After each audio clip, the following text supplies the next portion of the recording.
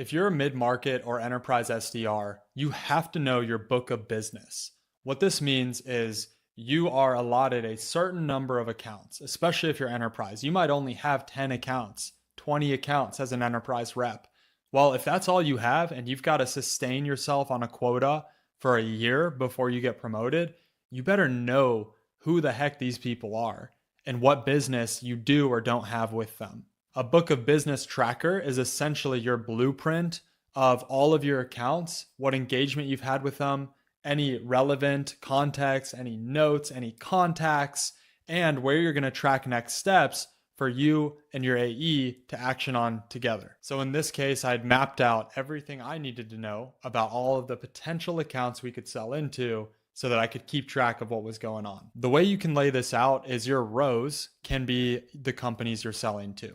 Now, in this case, I was selling to federal agencies, so you can see all the gray lines are the agencies, and then underneath each gray line were the different sub-departments or projects or initiatives that were going on within those. So think of these as buying centers, right? So if you're selling to, I don't know, Pepsi, well, Pepsi would probably be this row 14 here. But within Pepsi, there's probably 15 different departments that you can sell individually to. You need to map all of those out. So any potential department there is within an umbrella organization, map out as a row underneath that section. The next thing you need to map out here are your use cases. So if you're selling a very simple software product that only has one use case, for example, if you're selling a virtual classroom, well, that's all it is. That's all it does. This is much easier where you offer one thing. But if you're selling like cybersecurity, in this case, we were selling cyber, that's 4 different offerings we had as a company, 4 wildly different use cases. So we have these 4 products we can sell someone. And I needed to know not just if they were a customer or not, but were they a customer of this product or this product? So map out your products and your use cases as columns right here.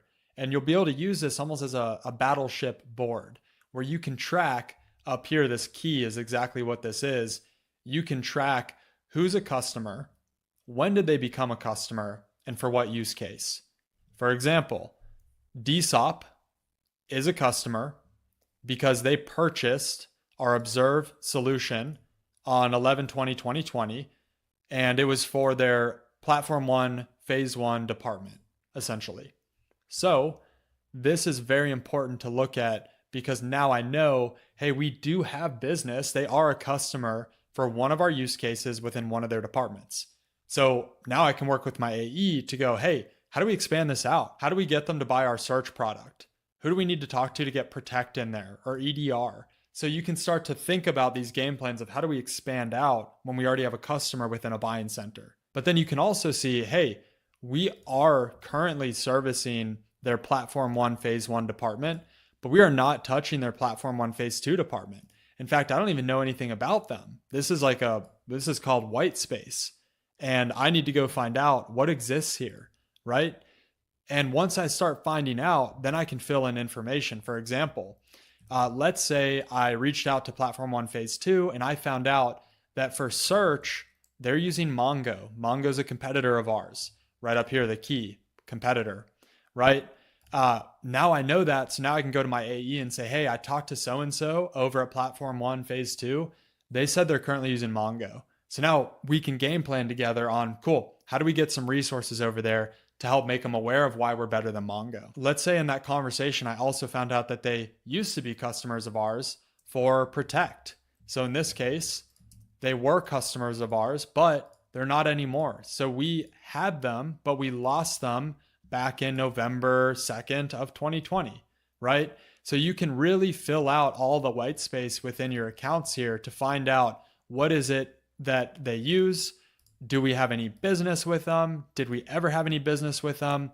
Or heck, do we even have an active opportunity with them that we're working on right now as we speak? And let's say like what the estimated close date is. Yeah, maybe whatever, December 20th, 2024. So ideally, you will have this battle card or this battleship board to fill out as you gather information. Now, this will really inform your strategy with your AE on who you need to go talk to about what. The next little section here is all your contacts. So anyone that's relevant here, you need to make sure you're tracking. If you're selling marketing software, these headers might look like who's the CMO, who's the director of IT, who's the head of marketing, like whoever your key decision makers are, whoever's on that kind of buyer panel, that's who you want to map out here. And that's where you, the SDR, are going to go be a detective to figure out who sits in these seats, who's in charge that we need to go talk to. So then you and your AE can look at this, and your AE might be like, hey, I'm going to go after Josh because I actually have a relationship over there. Why don't you hit up Philip in Austin? Because I've never really talked to him. Or if you have a customer already, maybe these are people that you can actually leverage for references. Like, hey, Austin, you guys are a customer of our Observe platform. Can you get us over to Josh? Because we've never talked to him before and we think we might be able to help with some stuff. So this is where you're going to keep track of all your contacts. References relates to if they are a customer, can you reference them to other people within the organization? For example, Platform 1, Phase 1, they're a customer of Observe. Am I allowed, do I have the green light from my AE, from our leadership team to tell Platform 1, Phase 2 that we are currently within their company already? Now, in most cases, the answer will be yes. The only reason a lot of these are false is because the federal space is very like hush-hush about stuff. But odds are, if you have one use case within an organization, you're going to be able to reference that to another buying department and say, hey, Sally, we're already working with Joe over here. They are currently using our Observe platform. I noticed you guys are using a competitor or something like that. Would it be worth showing you how we're helping Joe over here and seeing if there might be, a better fit here? So that's kind of the purpose of the reference column, to know if you can do that. And then deal notes. Now, this is where you can get creative. Maybe you have notes or history. Then you have another column for next steps. But this is where you and your AE should be over communicating. You can see here, we were adding our initials in, talking about like who put what notes in on what date. And that way I can come in here whenever I want, add any context in, he can do the same. And then we're on the same page with the freshest notes right in here. Again, this was like our North Star for where we communicated on what opportunities we had to go target out there. So strongly encourage you to spin up a book of business tracker. You can start simple, you can make it look pretty later, but once you have it set up, get it over into your AE's hands. Make sure you get some time on together, screen share, go through it, make sure it's set up the right way, and start filling it out, because this will be almost like, again, your battleship board, a clue card. This is where you're doing process of elimination. Who do we need to talk to with regard to what opportunities? So to get you started, we've got this book of business tracker over here for you to use. You can just hit file and make a copy and go ahead and spin this up for yourself and your AE. And what you'll do is come in here and fill out again what your territory name is, who your key accounts are, what the buying centers or potential departments or opportunities you have to break in are underneath each overall account. Then you'll go through whatever use cases your business provides. You can easily just add things in, or if you only have like one thing you sell, you can just delete that. And then you'll go ahead and start to map out any existing business you have, any lost business you have, any competitor information you've found out or you already know, or any opportunities that are currently in progress. Tip for the competitors: go through your notes, and if you have notes on Salesforce or wherever that are old, just call in. You don't have to announce yourself that you're with this company. Just be like, hey, I heard you guys were using competitor over there. Is that still true? Oh yeah, we're still using them. Okay, cool, bye. Click, boom. You can just do detective work that way. But once you've got all that mapped out, you'll go ahead and start to fill out any key contacts you have. Then any internal contacts that matter from your side of the equation. For example, if I have a closed opportunity here, well, who was the CSM that was involved in that?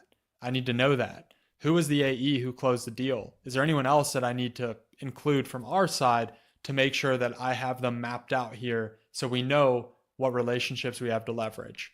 Then again, can you reference the fact that this business was closed won? deal notes. So I would expect this to be pretty full, but whatever notes you have on the deal.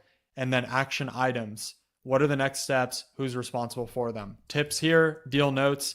If you're on a Mac, you can hit Command Return to space things out. So you could do a bullet here, Command Return, bullet here, Command Return. Whoops, wrong button. But that way you can have different bullet points within a cell. Action items, I would recommend, and for notes too, use initials. So JK, and then today's 12/20, 24. Boom, here are my notes. Same thing over here. JK, 12/20, 24. Need to hit up XYZ name and find out competitor by, let's say by 1/1, something like that. There we go. That's my homework. So go ahead and use this. If you have any questions about it, feel free to hit us up in the chat, but I hope this helps you get started.